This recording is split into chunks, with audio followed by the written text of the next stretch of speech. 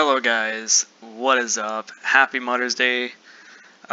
Today what we're going to be doing is I'm doing another history lesson on a ship, but this ship is just more than a ship. You see, it's a whole story. It's just a big story. So it's none other than the R.M.S Titanic. Now, I did a history lesson not that long ago, actually. It was on the HMCS Haida. If you guys haven't seen that, you should definitely go check it out on the channel.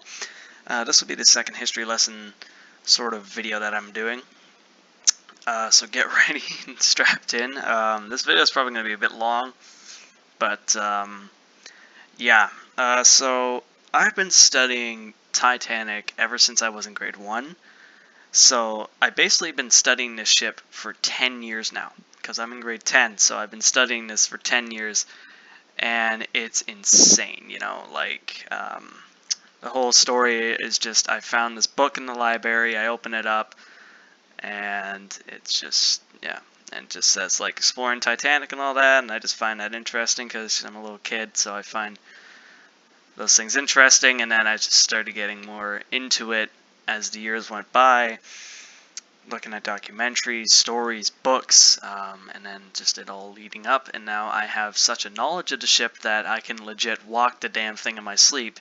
So I kind of want to share this with you guys. Now, most people nowadays, well, kids aren't that interested in history, but some are, like me, and I actually have a friend in my history class. He keeps on telling me, like, maybe you should be the teacher of the class, and all that, you know, because I'm really good with World War II. Mainly, I'm good with some historical battles, machinery, aircraft, like, you know, like you got the ships, like battleships like Bismarck, Haida, Corsac, which was Haida's sister ship, one of the 27, just all kinds of ships, you know, just tons of them, you know, like some ships probably most folks haven't even heard of, like the Penguin, that was a German oil tanker, or a Liberty ship, that was sunk by the battleship Cornwall. Well, not, no, cruiser. It was a cruiser called the Cornwall that sunk that thing. But yeah, so there's many kind of historical battles, historical things that I know, but Titanic is just something that it just enlightened in my life. So I kind of want to share my experience of how I learned it with you guys, and also I want to tell you about it. Like, I'm so eager to tell you guys everything that I know about this thing, because it's actually really interesting. Like, once you get to know about it, you know, it's pretty fascinating. Like, the ship had 3 different sister ships. Well, 2 sister ships, actually, sorry. There was the Olympic ship, which was actually, well, the R.M.S Olympic, sorry, which was the very first ship that was launched from White Star, White Star Line, in 1911, or, no, sorry, not 1908. And that ship ended up lasting up until 1937, 36, where it was then scrapped. But that was the last Olympic-class liner of its kind. Then, a couple years later, in 1911, Titanic was launched. And Titanic's launch was actually held back because the story of Olympic is that it was, they were trying to get it out of the port, and it ended up ramming into a British Dreadnought class ship, a battleship.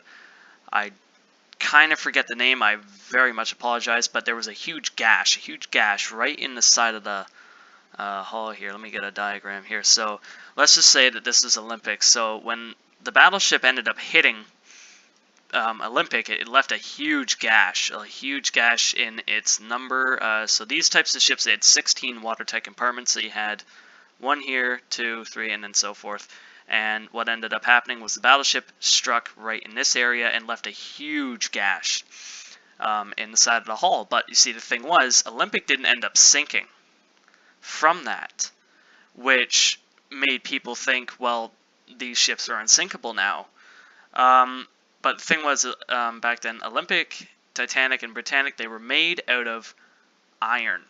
They were not made of steel, because back then steel wasn't really much of a thing. It was more these iron beasts, and this is what they got. So iron is, well, we all know iron's not as strong as steel, so yeah, but still, it's pretty damn strong.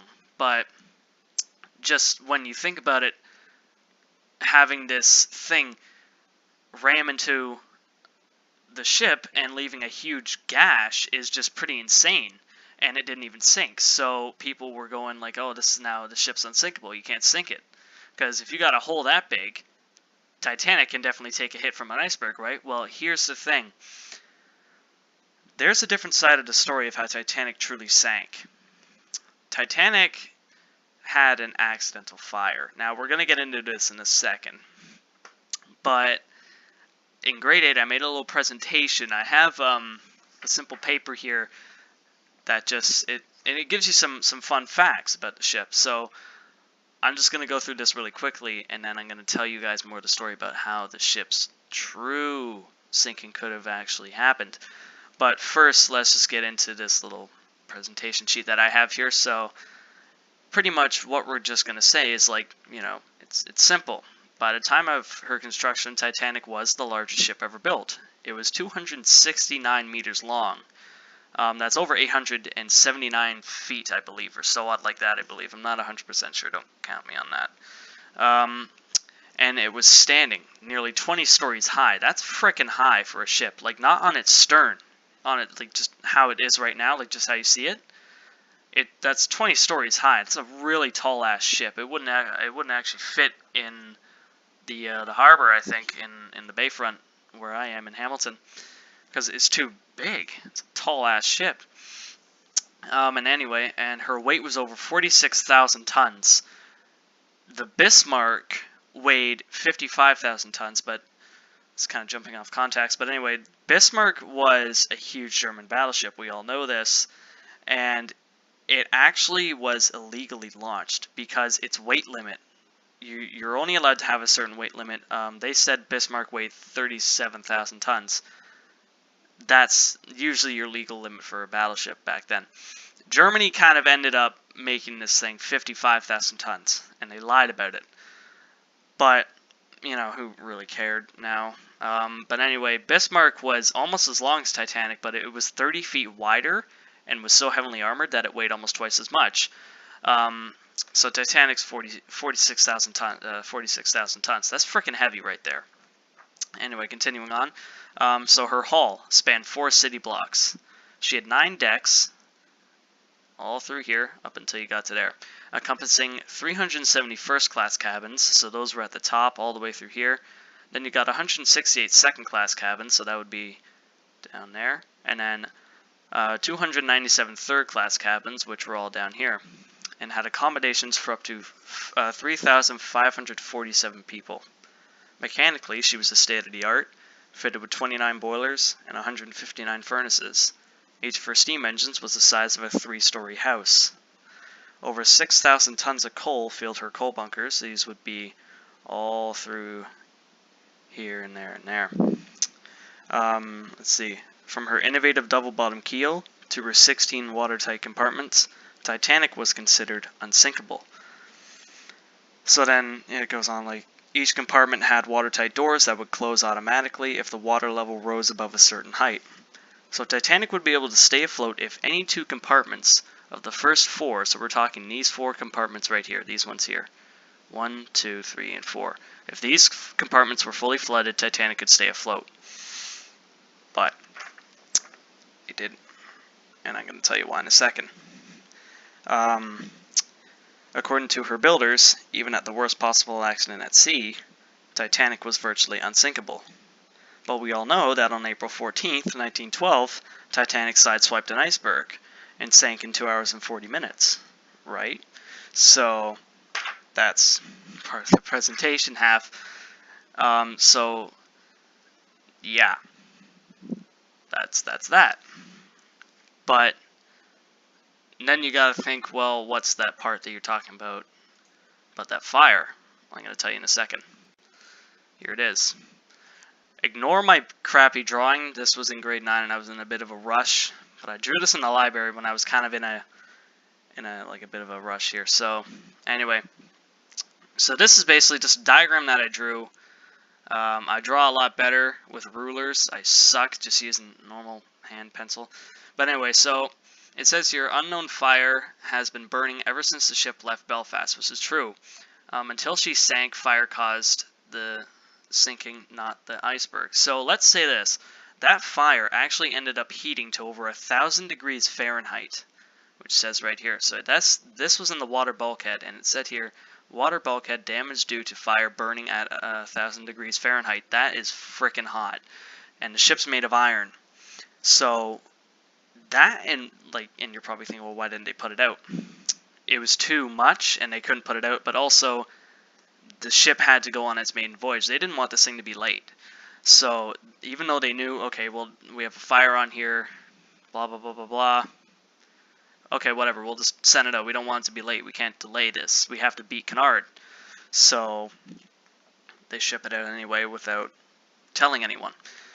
So now as this fire is burning in the ship, it's weakening the hull to such an extent where it would kind of actually feel a bit, you know, mushy if you try touching it or something, or it would kind of just cave in because of how hot it got, and it started melting on the inside instead of it actually being thick and strong how it was before. I'm not 100% sure on how the fire started. All I know is that there was a fire in between compartment 4 and 5, right where the water bulkheads were, and that's also where the iceberg struck the side of the ship. So when you think about it, that just goes to show, okay, well, if the Olympic can take an impact from the battleship and not sink, and let's say the fire never happened, and the ship still sideswiped the iceberg just how it did, I think that the ship wouldn't have sank and it would have made it to New York. It probably would have never been able to go into service again because of all the flooding, or they could have just dry docked it or something like that and drained it all and fixed it and everything. But since we have this fire, it's now like, okay, well, you know, it's going down, because when the iceberg struck, it struck between, and it left a long gash right alongside compartments 1, 2, 3, and 4. So then a little bit of it kind of broke the bolts where it was holding compartments 4 and 5 apart. So that just allowed more water to start caving in to compartments 5, 6, 7, 8, 9, 10, 11, 12, and so forth. And this was such a problem. And no one even knew about this all the way up until like I think last year or something, when I just started figuring out, oh, there's your conception. So that's actually how it would have ended up sinking. Let's go to another photo here. Okay, so we already know. So we got the blueprints back again. So I'm gonna do a zoom in here on the ship. Oh, I guess I can't, sadly. Okay, well anyway, so these are just your decks. So I'm like just explaining your decks here. So, you know, like this ship had everything. It had stores, it had a gym, a swimming pool, a library, a Turkish bath, spas, hair salon. It had all what you needed. But it did not even have enough lifeboats. The ship, I think hold on. Yeah, it was supposed to actually hold, I think, around over like 75 lifeboats, but the company or the designer or something like that, Thomas Andrews, said like, oh, well, that's just going to make it look like the deck's going to be too cluttered. So they only had like, I think it was 25 or like 37 lifeboats or so odd. Don't quote me on that. You know, I'm just spitballing here, so yeah, but even then, those lifeboats can hold up to like 75 people. And when they were lowering them, they only had like frickin' 10 or 5, 7 people in each lifeboat, which was kind of stupid, to be honest. Like, you could have saved a lot more lives than rather just putting like 10, 13, maybe like 20 people in one lifeboat, when you could have put like actually 75 people, because they thought, oh, well, that's just going to be too heavy and the thing's just going to sink. It won't. Lifeboats are meant to carry that many people. You can do that. They didn't know. You had 2 hours and 40 minutes, so that's quite a long time. So you could really do quite a few things. But you see, the problem is like, you have your third class passengers all down here at the bottom of the ship, and they have these doors where the elevators are and the stairwells. They lock those with, I think, iron gates or something like that.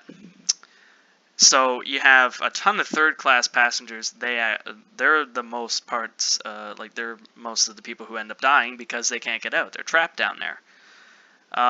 First class passengers, they get out just fine, unless they're stupid and just decide to sit there and, I don't know, go down like gentlemen. Second class passengers, they also got out pretty okay, but you had 1,500 people, well, 1,503 people die, and only 708 survived. Kind of upsetting, but this is just a good diagram to show you what the ship looks like. So now let's do a couple other things here. So these are your... So this is a better kind of example of Titanic, because it tells you all the things. They had restaurants, you know, like you have first class staterooms, you got a compass platform. I think these are your water tanks here. You got your turbine engine. Third class rooms, which are right here.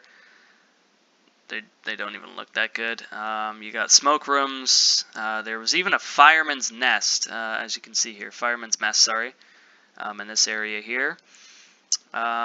Post office even. Squash court. Turkish bath. First class elevators. All these kind of things. So there was just so many things about the ship that just made it absolutely beautiful. And, you know, all of this. It's now 4 kilometers at the bottom of the ocean. In 2 pieces.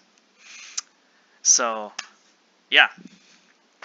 But also, R.M.S, if you guys are wondering, it stands right there. Royal Mail Steamship. Yeah. And it's a triple screw propeller, so it means it had 3 propellers. And yeah, there's a lot to learn here. Like, I can go on for hours and hours and hours, but I don't want to do that, so... Yeah, but here's another good diagram here. So let's do this. Okay, so if I can... Oh, good, I can scroll down. Okay, so these are your boilers here. So this is where... Okay, see... Okay, let's actually do this really quick. So that's your Turkish bath. This, I believe that those are either third-class passenger or cabins, sorry, or the fireman's mess. That's your squash court. Post office. There's your swimming pool. Up here, this is, I believe that's the Turkish bath. That's a second class, these are second class cabins or staterooms. Second class dining hall. Up here, this is the first class lounge or so odd like that. And then first class cabins, which are right here. Pretty big.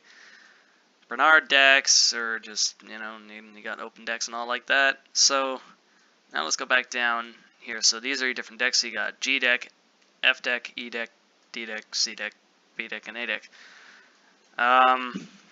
Pretty much just going down by categories, but as you can see, we have 9 decks aboard the vessel. So you know, we got 1, 2, 3, 4. Oh shit! Whoops, sorry. Well, 9 decks. Pretty much because it goes like this, so it's probably going down by 3s like that.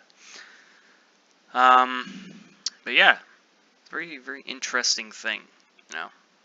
But yeah, there were 9 decks. The boiler rooms kind of counted as a deck in a small way. So 1, 2, 3, 4, 5, 6, 7, and then you got 8, and then these bottom keels here, but also they'd be cutting across because then you got top decks here, so that also counts. But here's where your water column is. So let's go over here. So the iceberg impact ended up hitting right around this area right there, and your fire, well, the fire was around here. Water was seeping in from this side very quickly and going in all around to where these boilers are. And it was going in so quickly they couldn't stop it. The watertight doors were closing too slowly. Some of them managed to close in a good way, but sometimes it was just too late. And you even had guys, because you had the boiler crew, which were all down here. that's the last spot you want to be, because when these doors were closing, these guys legit had to run. And I don't know if you guys watched Titanic, but during the sinking, some of these guys were crushed in between the doors. Some of them couldn't get through. Some of them didn't make it in time. So yeah, it was pretty bad. But that's just a diagram showing the certain decks and everything like that. So let's go to another image here that I can find. So this is the death of Titanic. Okay, let's see, how many other diagrams do I got here that I can presentate. Okay, so let's go to its plain old model. That's just your plain old model of the ship, of how it would look. I also got a game going. It's called Floating Sandbox. We might just go to there because I'm going to show you guys how the ship sinks in that game. It's not 100% accurate, but anyway. So let's get to the sinking process. So we're going up here, and zoom in right here. So ship hits the iceberg, strikes right there. Now the water was so clear that night, and you could legit see all the stars in the sky. It legit felt like you were floating in space. And since the iceberg is so luminescent, it blends in with the water. So they didn't actually end up seeing it up until they were right around here, because you can't even barely see it. So that does not give a 46,000 ton ship enough time to turn, because these guys had to try to get it to reverse and all this kind of stuff, so it was all just too late. And the ship was actually going faster than it was intended for, so because they were in a rush. So it sideswipes the iceberg. So now you have your superstructure here. It's slowly starting to get pulled under, so you got that weight going on there. Funnels, they ended up collapsing right around here, right where the water line started to get to. And the ship actually, it ended up splitting apart on I think it was a 19-degree angle when it started to split apart because of all this stress. Because let's say here, the bow section, which is now basically filled with water, it's just a dead weight piece, and it's just filled with water, completely up to the top. So, and then you got the stern, which is still buoyant. It doesn't really have any kind of water in it. So that's just too much stress on the ship, to where the point where it can't even hold its own weight up, because the bow itself, if this ship was split in two just on a dry dock, the bow itself would weigh around maybe, I don't know, 20,000 tons, let's just say that, and then, you know, the stern would weigh 26,000, I don't know. But now that the bow is filled with water, let's take that 20 tons up to a 40,000 or a 30,000 or something like that. That's so much weight that the stern is still kind of on its own. It's still on its own weight, but the bow is just such a dead weight piece now that there's too much stress going on, and it just splits apart because it can't hold itself up. It's so long and so heavy that it can't hold itself up, so it splits in half. And then you have your initial breakup here where the bow kind of just breaks off, and then it's being held together by a double keel, and its double keel is basically that part where it protects the inner side of the ship. It's like an outer piece of armor that protects the ship. That piece was holding the bow and the stern section together just for a few seconds, and then it ends up breaking off. So then you have the bow plunging straight down, and then the stern bobs around for a good 5 minutes or so, because it's still buoyant. In this particular diagram, it doesn't show it going vertical like how it did in the movie. I'm pretty sure it did go vertical. I don't think it slipped down like that. I'm assuming the stern went fully vertical and then went down how it did. But in this particular diagram, this is just showing the stern kind of just slipping down. It didn't do that. But anyway, continuing on. So, even as we see here, 2 miles. So this ship is 2.5 miles down, or 19,700 feet. No, wait, no, sorry, 1,970 feet. Oh my gosh, I'm out of it today. But yeah, so the bow goes down like a torpedo, and it actually ends up speeding up to around 50 knots, or 50 kilometers an hour. And when the bow goes down, it stalls, and then it dives and stalls and moves forward. So, but yeah, it just gains so much speed. And then the stern, for what happened to it, because as you see here, you see this? The stern implodes, it blows up. There's a reason for this. Let's say this: have you ever taken a cup, you flipped it upside down, and you put it in the water? You'll just see that there's no water going in the cup when it's upside down. But when you slowly start to tilt it and water starts getting in, it just all compresses in it and it just gets that bubble, and then you just got boom. That's basically what the stern was. The stern was like the cup. It goes down like this, but then water was just getting in, and then to eventually where the part where it just tipped, and then boom, everything just compresses and implodes, and then parts start to rip off. So that's why. But the bow didn't do that, because the bow was going down like that. So, and the stern starts to spiral, and the stern's spiraling around. You got the poop deck that flips up. There goes your double bottom keel. That's what was holding the two parts together. So the bow's basically almost going down. It's like an 80-degree angle, shooting down, and then the water current picks it up, and then you can see here the mast bends back, and it smashes onto the wheelhouse, and that's actually what ended up destroying the wheelhouse, because the wheelhouse was made of wood, and destroyed some other parts. The funnels are now falling off, or breaking off, and then what happens is that when the ship slams down, it compresses and it breaks its own back. As you can see here, that's why the bow slanted like that. But when the ship sinks, it's not just going to land and break like that. It has all of that water that's taken down with it. So it's basically taking its own weight down with it.